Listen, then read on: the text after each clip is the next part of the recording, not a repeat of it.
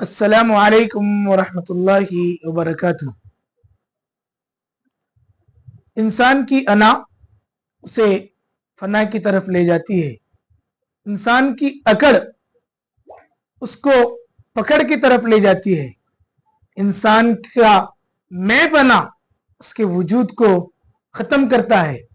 اس لیے اپنے آپ کو انانیت سے، میں پنے سے اور اپنی ایگو سے باز رکھیں۔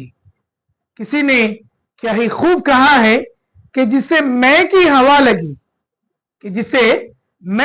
لگی، اسے نہ کسی کی دعا لگی اور نہ ہی دوا لگی۔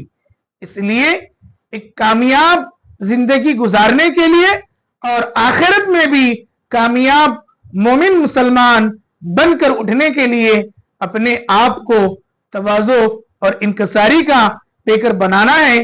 اسی کے متعلق پیارے آقا صلی اللہ علیہ وسلم نے ارشاد فرمایا، من تواضع للہ رفعہ اللہ، کہ جو اللہ کے لیے عاجزی، تواضع اور انکساری اختیار کرتا ہے، اللہ تعالیٰ اس کو مقام رفیع اور بلندی عطا فرماتے ہیں۔ اور جو شخص کبر، عجب اور اپنے آپ کو خود پسندی کا شکار کرتا ہے، اللہ تعالیٰ اس کا مقدر ذلت، رسوائی اور ہزیمت کے علاوہ کچھ اور نہیں فرماتے۔ اس لیے عزت پانے کا راز ہی یہی ہے کہ اپنے آپ کو تواضع کا پیکر، خوگر اور عادی بنائیں۔ السلام علیکم ورحمۃ اللہ وبرکاتہ۔